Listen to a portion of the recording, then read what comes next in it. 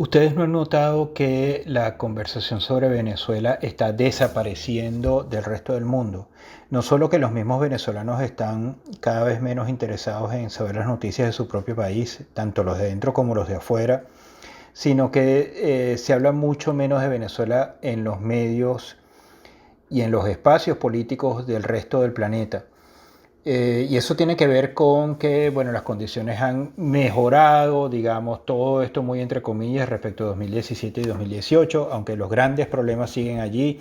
Venezuela sigue sin democracia, sigue en emergencia humanitaria, sigue con inflación y sigue expulsando gente. Pero bueno, definitivamente las cosas no son las mismas que en 2017, 2018 y 2019, y eso se siente en el interés de Venezuela respecto al mundo. Héctor Pantoja Pérez Limardo, un académico venezolano que vive desde hace muchos años en Madrid, escribió un ensayo en 5.8 donde analiza varios factores que pueden estar detrás de esto. A partir de ese ensayo que les invitamos a leer y que tiene el título de Venezuela se vuelve irrelevante para el mundo, hicimos esta conversa con Héctor para ampliar un poco algunos puntos y entender qué pasa cuando hay en audiencias y por tanto electorados en el resto del mundo atención hacia los temas venezolanos y qué pasa cuando no la hay y por qué esa atención ha cambiado y qué consecuencias tiene para nosotros. Hay varios puntos que Héctor toca en esta conversación que no tenemos muy en cuenta a la hora de entender por qué no hay más presión en las sanciones o para quitar las sanciones o para avanzar en las negociaciones en Oslo y en México o en cualquier otra cosa o en presionar más al régimen de Nicolás Maduro. Con ustedes la conversa de 5.8 con Héctor Pérez, Pantoja Pérez Limardo. Bienvenidos a otro episodio de La Conversa, el podcast del equipo editorial de 5.8, donde hablamos de los temas que te interesan con gente que sabe.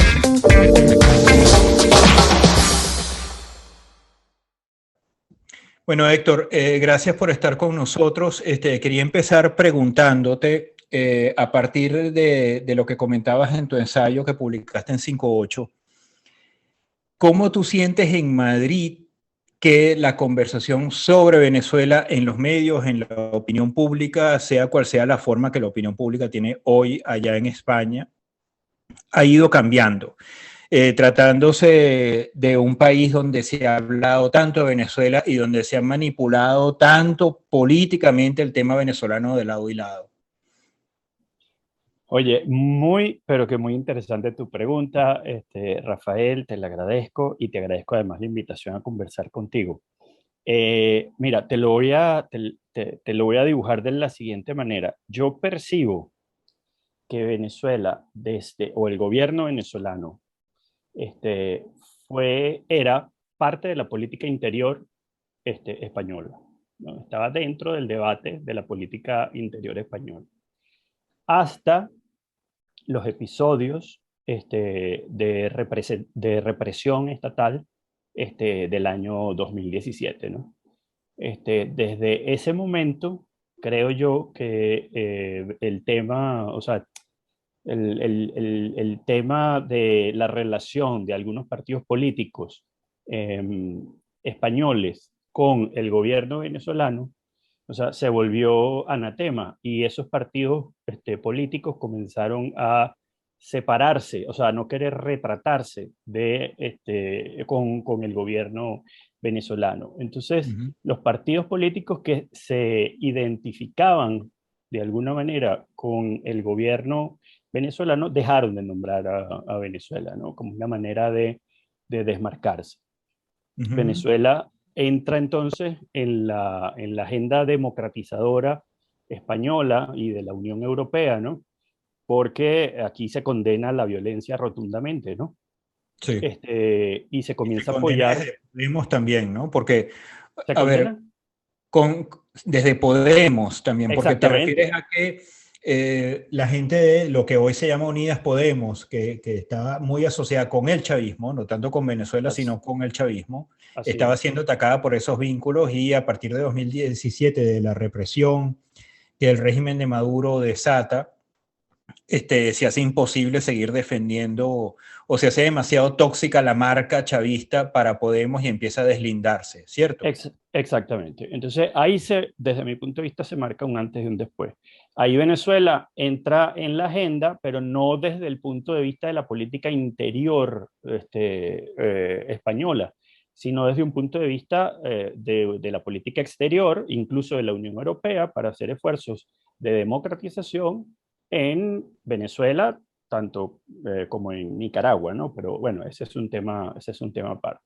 Entonces, claro, yo creo que, bueno, hay 2 años de apoyo, 2 o 3 años de apoyo institucional muy fuerte al proceso de democratización venezolano, que termina en fracaso. Y a partir de allí, como ya no hay una vinculación de ningún partido político español con la marca chavista o con la marca oficial del gobierno venezolano, pues entonces, claro, eso ha despolarizado el debate en torno a Venezuela y ya desde mi punto de vista no aparece muy poco en la televisión española y en las noticias. Uh-huh. Y la gente ya no habla de eso, pero me imagino que se habrán quedado con ciertos clichés sobre Venezuela, ¿no? Porque, y ese es otro asunto que yo siento también aquí en América del Norte, que se ha dejado de hablar de Venezuela. Venezuela salió de los medios porque además dejó de producir imágenes para los medios, dejó de producir fotos de anaqueles vacíos y fotos de calles llenas de gente con la Guardia Nacional reprimiendo o los colectivos matando gente. Entonces, al cesar esa producción de imágenes que pueden encabezar una nota en un medio o un video en un noticiero de televisión o de streaming, desaparece el tema. Pero la gente se quedó con la imagen de lo que estaba pasando en 2017-2018. O sea, la gente todavía tiende a creer que Venezuela se quedó así, sin papel toalé, sin un régimen de represión terrible y en las condiciones en que dejaron la historia la última vez que la vieron, en la temporada 2017. ¿Sientes que eso también pasó en España? Oye, yo en cambio pienso que aquí hay, desde mi punto de vista, pues ya un consenso, o sea, al contrario, pues, un consenso alrededor de Venezuela, contrario a esa represión que se registró en 2017. Y entonces Venezuela ya no se percibe, como no tiene socios visibles en la política española, ya no se percibe como amenaza. Uh-huh. Y con la gente que yo interactúo, incluso con gente que he conocido en Cáritas, por ejemplo, ya es menos frecuente que la gente te diga, oye, yo colaboro enviando alimentos, o yo colaboro enviando medicinas, o yo colaboro de tal forma con X colectivo en Venezuela. Es decir, Sí. eso cada vez es menos frecuente. Pero sí hay un consenso. O sea, la gente se quedó con la imagen de la represión, solo que al no tener socios, o sea, o al no asociar a ningún político español con la represión de 2017 o ese desastre, ya no se percibe la amenaza interna, es lo que yo percibo aquí. Claro. Y bueno, eso es en lo que hace mucho énfasis en tu ensayo en 5.8, ¿no? Cómo disminuye el sentido de urgencia por parte de las audiencias de los electorados y de los gobiernos. Y aquí es bueno dibujar una ecuación que en Venezuela, que no es una democracia, ya no existe, que es un público sensible sobre el tema venezolano, es un electorado que presiona a sus políticos o que hace sentirse a los líderes presionados para tomar medidas en torno a Venezuela, para al menos pronunciarse. Entonces, cuando desaparece el tema venezolano de los medios, desaparece la sensibilidad colectiva sobre eso en Canadá o en España y por lo tanto los políticos ya no sienten tanta presión para decir o tomar medidas, sea en los ejecutivos, en los legislativos nacionales o continentales, en el caso de la Unión Europea, hacia Venezuela, ¿no? Entonces el sentido de urgencia sobre meter más sanciones o presionar más a Maduro en los foros internacionales o presionar más porque haya una negociación efectiva en México o en Oslo o donde sea, disminuye notablemente, ¿no? Sí, pero yo creo que allí influye mucho también una forma en que nuestro liderazgo y nosotros mismos como venezolanos hemos entendido la democratización de Venezuela, ¿ves? Desde mi punto de vista, el liderazgo opositor eh, o sea, ha vendido una imagen de democratización que consiste única y exclusivamente en la sustitución de líderes políticos, ¿no? O O sea, en que sea, ellos lleguen al poder. en que ellos lleguen al poder, en sustitución de un líder por otro, ¿no? Que en este caso sería mejor, ¿no? Esa es una visión desde mi punto de vista sumamente voluntarista, digamos, ¿no?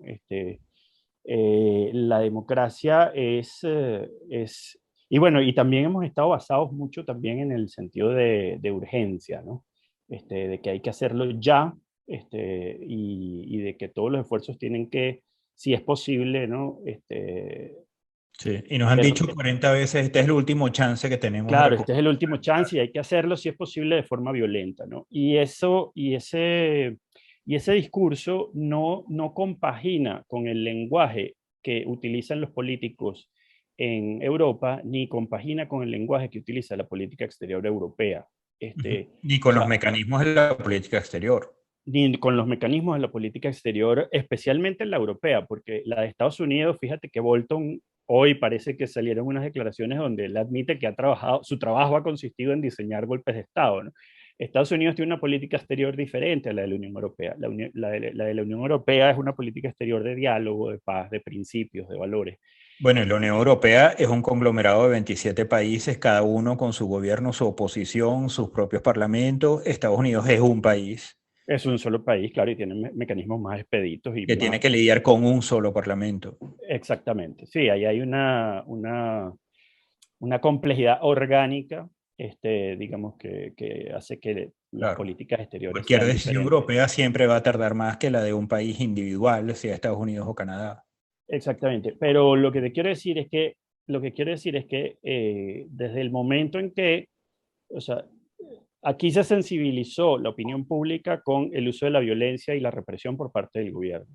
Pero desde el mismo momento en que se descubrió que el plan de la oposición era derrocar violentamente al gobierno, eso también deslegitimó al liderazgo opositor y a las demandas Ok. opositoras. O Por sea, se hizo tanto, tóxico el chavismo, pero también se hizo tóxica la oposición. claro, claro. Aquí, digamos, hay una gran diferencia entre utilizar un mensaje Maduro vete ya por la fuerza, a decir, miren, nosotros no queremos sustituir un liderazgo, nosotros lo que queremos es sustituir un sistema, nosotros lo que queremos es un sistema en donde haya Estado de Derecho, separación de poderes, libertad e igualdad, posibilidades de competir ampliamente y ejercer amplias libertades en procesos electorales justos y libres. Claro. Y queremos un sistema nuevo que dé unos resultados en desarrollo humano y en crecimiento económico que permita que Venezuela sea una oportunidad también para Europa.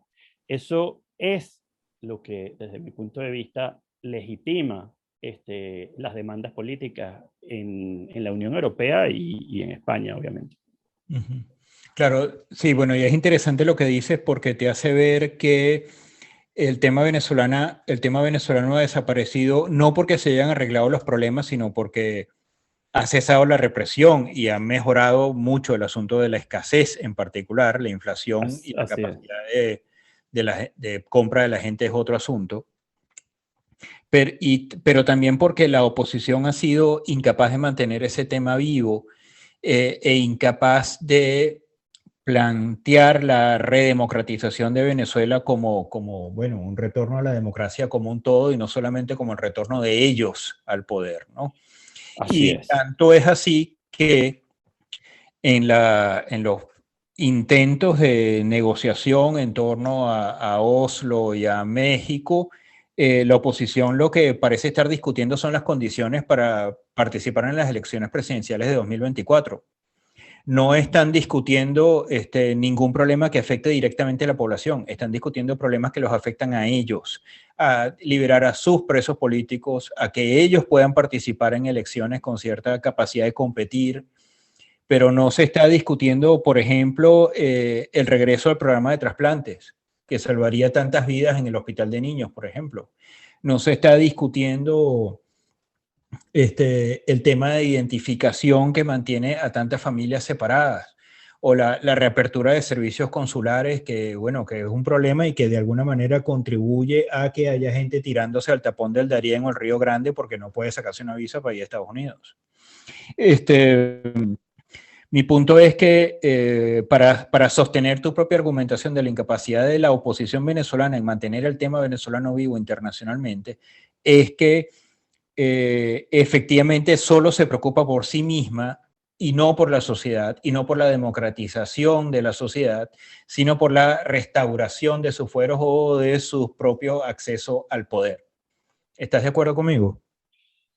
Mira, es decir, yo creo que hay que, ¿cómo te digo? Para ser un interlocutor válido en la Unión Europea, tú tienes que ganar legitimidad. Y la forma de ganar legitimidad, al menos aquí en Europa, es como tú bien has adelantado, alinearse con los problemas de la gente. Es decir, no en vano los acuerdos comerciales, por ejemplo, Unión Europea, Mercosur, en una medida, pero sobre todo los acuerdos comerciales Unión Europea, México y Chile, están detenidos por temas tan sensibles como el cambio climático, o sea, cómo abordaron en el momento en que fueron redactados esos acuerdos, todavía no han sido aprobados, el cambio climático, o el crimen internacional, o sea, em, y claro, es evidente que aquí estar con la agenda de la gente es lo que más sensibiliza al estamento político y lo que más moviliza la intervención internacional de la Unión Europea. En Colombia los acuerdos de paz, de alguna manera, o sea, son, o sea, son producto de unos acuerdos de cooperación, de unos laboratorios de paz, que muchos años antes, como política de cooperación Unión Europea-Colombia, suscribieron ambas partes. Es decir, pero el éxito de una política de tanta envergadura, o sea, comienza con un tema tan sensible, o sea, como es la paz, los campesinos, la reforma agraria, es decir, las demandas de la población. Sí. ¿Sabes? Y yo creo que ahí sí, evidentemente ha habido una falla, ¿no? O sea, el liderazgo político para ganar esa legitimidad tiene que tener unas características, ¿no? Tiene que estar capacitado, tiene que ser capaz de armar coaliciones, Ujú. ¿no? Tiene que tener esa habilidad, obviamente la probidad y la honestidad es un tema muy importante. Parte de la pérdida de legitimidad del liderazgo tiene que ver con casos como el de monómeros, casos como el tema de la administración de los activos de la República Sí. afuera, ¿no? Sí, sí, que es un Este, gobierno interino incapaz de resolver ningún problema en Venezuela, pero sí capaz de meterse en un escándalo de corrupción sobre un activo en el exterior. Sí, claro, es increíble. el liderazgo Tiene solo las también cosas malas de un gobierno y ninguna de las buenas. Así es, el liderazgo también tiene que ser capaz de ofrecer un catálogo de políticas públicas. Es decir, y sobre este tema yo lo que percibo es que a veces se dice, oye, eso lo hemos cumplido nosotros porque nosotros reunimos a un comité de expertos que redactaron el documento. Y eso se me parece mucho a mí al argumento de las empresas cuando tienen que hacer, que acreditar el compliance, ¿no? Tienen que acreditar sus políticas anticorrupción, sus políticas de protección hacia la seguridad y salud de los trabajadores, etcétera, que muchas contestan, bueno, no, ahí está el documento. O sea, yo lo hice. El tema no es tener el documento, el tema está en estar imbuido y convencido de que esas son las políticas que van a resolver los problemas de las personas. Y por último, algo que yo percibo que es muy importante para el liderazgo es el compromiso democrático, que a veces se ve muy comprometido. Mira, hace poco vi un tuit de Benigno Alarcón donde resaltaba unas declaraciones de Enrique Capriles, donde volvía a atacar, ¿no?, al resto de la oposición. Es decir, el compromiso democrático tiene que ver mucho, tiene que ir mucho de tolerancia y de contención, o sea, y de respeto mutuo. Y la oposición me parece que ha tenido una actitud, digamos, de incapacidad de construir coaliciones y de excluirse mutuamente, o sea, de restarse mutuamente, deslegitimarse mutuamente, de las posibilidades de participar políticamente, pues, ¿no? Y eso se percibe, y eso resta legitimidad, y eso resta capacidad de interlocución, sin duda. Sí, sí, bueno, pero en ese sentido la oposición venezolana se está comportando como muchos otros actores políticos en el mundo. O sea, estamos viendo a los conservadores destrozándose entre sí en Reino Unido, a los demócratas destrozándose entre sí en Estados Unidos. eh, y bueno, no sé hasta qué punto la coalición gobernante de centroizquierda en España está haciendo lo mismo, ¿no? O sea, creo que estamos atravesando una época en la que fuera de la alianza creada en torno a Ucrania, es difícil ver la construcción de consensos y de acuerdos y parece que los políticos, yo creo que estimulados por la lógica loca de las redes sociales, tienen pocos estímulos para crear acuerdos, lo cual es una habilidad esencial de la política, como es esencial conectarse con los problemas de la gente. Sí, sí. Y bueno, y eso quisiera, eso que estás diciendo, que es muy interesante, quisiera también aprovecharlo para que en los últimos minutos de este podcast, bueno, dejar una nota como de consoladora, ¿no? Porque no es solo Venezuela la que ha perdido relevancia, a nivel internacional, es la Sí, región eso es latinoamericana. importante entenderlo, sí. Sí, es la región latinoamericana la que ha perdido relevancia internacional. Puedo poner ejemplos. O sea, la cumbre Unión Europea-CELAC no se reúne desde el 2015 y se va a reunir probablemente por primera vez en el segundo semestre de 2023, gracias a que España asume la presidencia de la Unión Europea, ¿no? Pero fíjate, durante 1990, en el periodo de 1999-2015 se celebraron 8 cumbres Unión Europea-CELAC. Es decir, que es evidente que, es decir, 8 y con una frecuencia, es decir, no dejaron pasar más de 3 años, ¿no?, entre cumbre y cumbre. O sea que el peso estratégico de la región, o sea, se ha ido reduciendo. Sí. El acuerdo Unión Europea-Mercosur tardó 20 años, el preacuerdo, en aprobarse. Y una vez aprobado, Francia lo tiene bloqueado desde 2019 para proteger a sus agricultores. Los acuerdos comerciales de México y Chile están también, digamos, en el congelador. Entonces, y si examinamos las variables del artículo, es decir, América Latina ha perdido peso estratégico. Esa variable mediría los niveles de población urbana, la capacidad de producir hierro y acero, el consumo de energía y el gasto militar, pero ha Sí. perdido también proporción de la población mundial, ha perdido volumen comercial y ha perdido capacidad diplomática. Sí. Bueno, fundándome en los ejemplos que te di anteriormente. Sí. Entonces, Perdón, y las posibilidades de mantener cierta relevancia vienen como, por el lado negativo, como fuente de migrantes y por el lado positivo como fuente, una vez más, de materias primas, porque materias países primas. como Chile y Bolivia están desesperados promoviéndose como las grandes reservas de litio del mundo para las baterías eléctricas. Exactamente. Y entonces, no se trata, digamos, o sea, de un asunto concreto de Venezuela, se trata de un contexto. Y Ujú. se trata también de un tema de agendas, ¿no? O sea, de la atención que captan algunos problemas internacionales en las agendas de la Unión Europea y de Estados Unidos.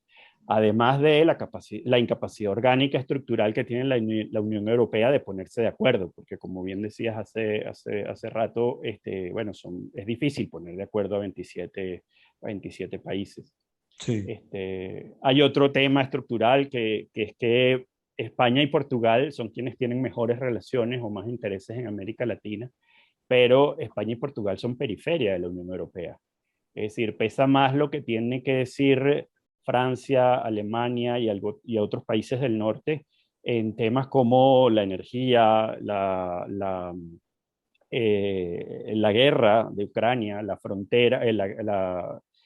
frontera con Rusia, la migración africana, digamos. O sea, África, si logra resolver sus problemas económicos, puede convertirse en una gran oportunidad para Europa, pero si no los sí, resuelve, puede ser una gran amenaza migratoria para Europa sí, en los sí. próximos años. Entonces, hay una cantidad de elementos que hacen que los problemas más próximos de la Unión Europea sean más urgentes y necesiten resolverse primero que los problemas de quienes estamos a 7.000 kilómetros o 8.000 kilómetros de distancia, ¿no? Claro. Claro, pero es que fíjate, si España y Portugal le dan la espalda a América Latina y tienen mucho tiempo haciendo eso, porque para ellos la relación con Europa es mucho más importante que la relación con nosotros. Este, y América Latina está al otro lado del Atlántico. eh, Imagínate la paradoja de que Canadá, que está en América, también le da la espalda a América Latina. O sea, la relación con Estados Unidos y con el resto del G7 o con países amenazantes como China y Rusia es muchísimo más importante para Canadá que la relación con América Latina. Así que sí, en efecto, América Latina está perdiendo muchísimo peso estratégico y por tanto interés, Venezuela incluida, para el resto del mundo. Creo que allí también hay unos elementos estructurales, ¿no? Como que, por ejemplo, es decir, la frontera de seguridad de Estados Unidos está en Centroamérica. O sea, Sí, y es poco lo que pueden sentir de amenazante si viene, o sea, del fondo del Cono Sur, por ejemplo, ¿no? Y creo que también en las prioridades de Estados Unidos pesaba más firmar el acuerdo o renovar el acuerdo de libre comercio con México y con Canadá que, o sea, que la relación con la América Latina más lejana, ¿no? Y otro tema, yo creo que tiene mucho peso, es la migración, o sea, la amenaza de migración centroamericana hacia los Estados Unidos, sí. que sigue estando presente y sigue siendo muy, muy grave. Entonces, volvemos a lo mismo, ¿no? O sea, no es un tema en contra de Venezuela, no es un tema específico de Venezuela, sino que lamentablemente Venezuela se inserta en un contexto que además no es favorable para toda la región latinoamericana.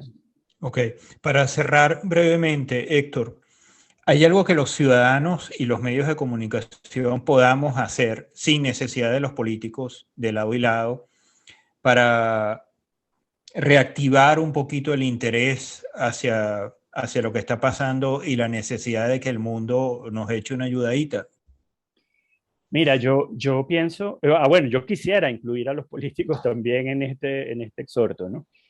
Pero yo siento la urgencia de divulgar valores democráticos, es decir, si en mis manos estuviera, pues yo creo que hay que poner esfuerzos en cultivar, o sea, aumentar, o sea, lo que significa una cultura democrática, ¿no? Que tienen un elemento cognitivo, es decir, los que estamos fuera de Venezuela y vivimos en democracias consolidadas, ya sabemos mejor cómo se presenta, cómo se dibuja, cómo funciona, cuáles son sus estructuras, ¿no?